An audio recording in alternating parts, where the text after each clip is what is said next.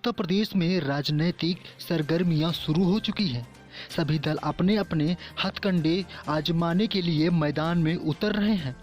सोनिया गांधी के संसदीय क्षेत्र रायबरेली में जहां कांग्रेस में ही घमासान मचा है, वहीं सपा और भाजपा अपने अपने तरीके से आम जनता को रिझाने की कोशिश में जुट गई है।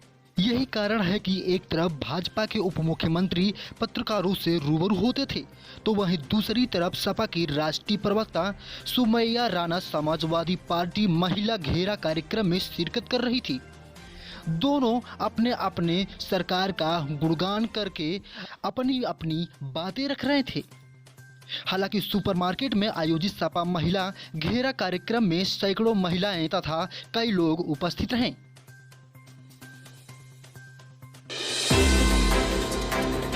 कि अभी लेटेस्ट की शायद आप बात कर रहे हैं कि अभी टीकाकरण होगा, उसके बाद सीए होगा, तो मैं ये पूछना चाहती हूँ उसको ऐलान क्यों करते हैं? आपने कानून बनाया है, आप कोशिश करिए उसको लागू करने की। इनका मतलब ही यही है कि हम एक नया शगुफा छोड़ें और उसके बाद उस पर तमाम तरह की प्रतिक्रियाएं और उस पर ये पोलराइजेशन जैसा कुछ हथकंडा अपना सकें। लेकिन इनको ये बात मैं अच्छी तरीके से आपके चैनल और आपके अखबार के माध्यम से बता देना चाहती हूँ कि यहाँ की जनता, प्रदेश की जनता, देश की जनता इनको समझ चुकी है। इनको इनकी कुर्सी समेत उखाड़ के फेंकने की ताकत रखती है।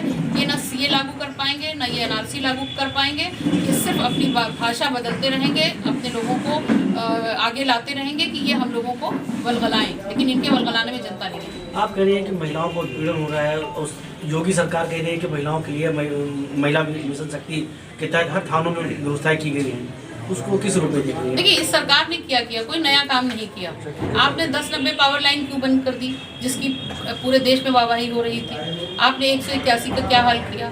आपके वहाँ प्रसूताएं जो हैं वो मुस्तकिल अस्पताल के बाहर दम तोड़ रही हैं। तो इन्होंने कोई नया काम नहीं किया, पुराने कामों को फेर बदल करके और अपने नाम करने की कोशिश की है। उसमें भी ये सफल नहीं हो पा रहे हैं, क्योंकि पुलिस इनके काबू में नहीं है, अधिकारी इनके काबू में नहीं है। इनका काम है सिर्फ ऊपर बैठ करके एक आदेश जारी कर देना, कुछ नाम दे देना, लेकिन उसका कहीं पे कोई क्रियान्वयन नहीं हो रहा है और इसकी वजह से जनता परेशान है और खासतौर पर महिलाएं परेशान। अगर बात करें तो अभी डिब्रू कांड हुआ था कानपुर, उसके बाद दूसरी तरह का काम जो है कासगंज में देखने को मिला, फिर सहारनपुर में देखने को मिला, क्या कहेंगे उसका?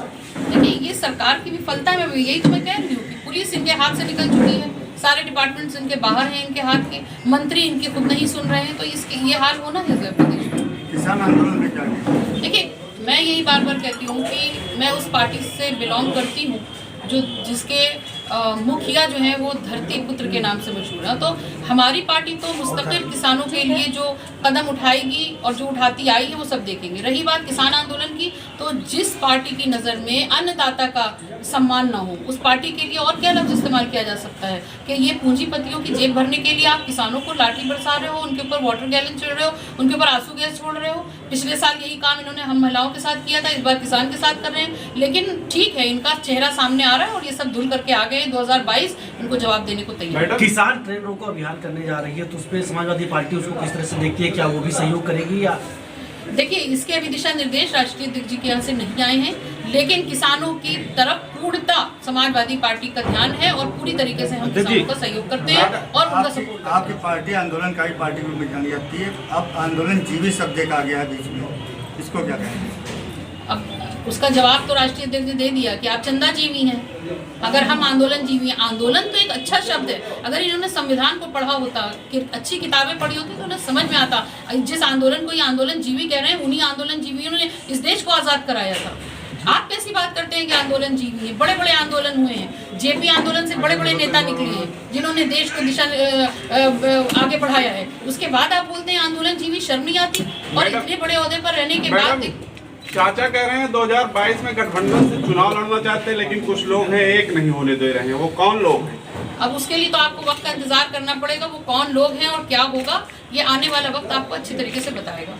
जिस हिसाब से प्रस्ताव के राष्ट्रीय अध्यक्ष ने अभी रायबरेली आके कहा था कि हम सपा से एक होना चाहते हैं, लेकिन सपा में कुछ ऐसे लोग बैठे जो एक होना नहीं देना चाह रहे हैं। अगर एक नहीं हो पाएंगे तो 2022 में बीजेपी को उखाड़ फेंक नहीं फेंक पाएंगे, फिर से वो सत्ता में आ जाएगी। देखिए, समाजवादी पार्टी या राष्ट्रीय अध्यक्ष अखिलेश यादव जी की बात करें, उन्होंने ये साफ तौर पर कर दिया है कि छोटे दलों को साथ लेंगे, साथ लेकर के चुनाव लड़ेंगे। उसमें कोई भी छोटा दल वो आमंत्रित है, आ सकते हैं। तो इसके समाजवादी पार्टी जो है बसपा को छोटे दल के तौर पर देख रही है या बड़े दल के तौर पर? अब अगर आप नंबर्स के हिसाब से देखें तो छोटा दल है। आप भाई देखिए, जो पार्टी होती है वो नंबर से बनती है। अब उसको दूसरे पहलू में अगर देखेंगे तो वो गलत रूप चला जाएगा, लेकिन अगर यूँ देखा जाए एक छोटा दल है, शुरुआत है, तो उसके हिसाब से वो अमन हमारी